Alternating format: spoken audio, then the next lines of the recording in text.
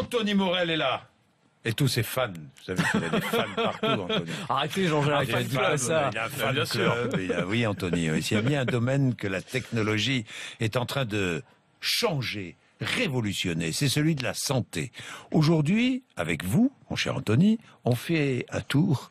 Nous pénétrons dans l'hôpital du futur. Et il va falloir s'habituer à croiser des robots dans les couloirs de nos hôpitaux. Oui, dans les couloirs, dans les chambres, dans les blocs opératoires, des robots partout, des robots de toutes les formes et de toutes les tailles pour assister, pas remplacer, assister les médecins et les personnels soignants. Je vais vous en présenter quelques-uns. Le premier, il s'appelle le RP Vita, qui a commencé à équiper certains hôpitaux américains. C'est un robot qui va permettre aux médecins de faire leur tournée des patients à distance. C'est-à-dire que le médecin, il est derrière son ordinateur, il va piloter ce robot qui va aller de chambre en chambre, de patient en patient. C'est un espèce d'automate à roulette, avec en guise de tête une tablette informatique avec la tête. Il tape à la porte avant il tape à la porte, c'est ça. Avant d'entrer dans la chambre. Toc toc, qui est là. Oui, c'est le robot. J'arrive. Il entre. Il commence à discuter avec le patient. Il peut même l'ausculter, c'est-à-dire qu'il y a un petit stéthoscope intégré dans le robot, par exemple.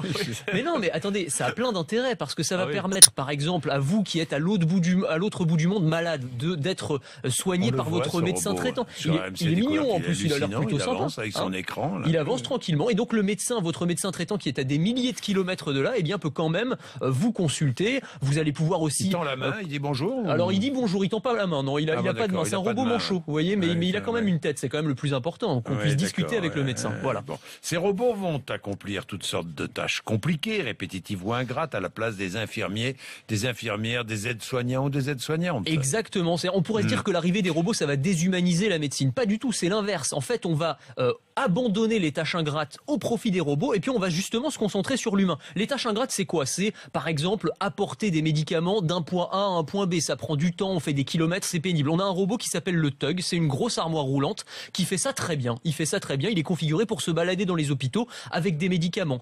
Soulever un patient de son lit et le mettre dans une chaise roulante ou bien le soulever pour le mettre dans une baignoire. Ça, c'est compliqué aussi. C'est compliqué pour un infirmier. Et ben, on a un robot qui s'appelle le Robert. C'est un robot. Oui, c'est exactement. Robert, pas comme le prénom, comme l'ours. C'est un nounours, un espèce de nounours gigantesque japonais avec des gros bras robotiques. Un gros câlin avec Robert. Un gros câlin. Il va vous saisir délicatement et vous poser. C'est incroyable, franchement. Et ça, c'est 70 000 €. Oui, il est très cher. Il est très cher. Il équipe les hôpitaux. Il pourrait aussi à terme équiper les maisons des particuliers. Ça pourrait éviter des hospitalisations. Et demain, nous aurons un robot qui fera nos prises de sang. Oui, alors je ne sais pas si vous êtes prêts à vous faire piquer par un robot. Il va falloir, je pense, dépasser un seuil psychologique, mais on a ce robot qui s'appelle le V-Bot, qui est équipé d'une caméra infrarouge, donc qui va filmer votre avant-bras, trouver pile la bonne veine qu'il faut piquer, et puis piquer au bon endroit. Ça prend 1 minute maximum. C'est plus rapide que la procédure traditionnelle et beaucoup plus efficace. Moi, je préfère une infirmière, je vous le dis tout de suite. Il est 7h. Il est 7h. Thomas! Merci, Anthony.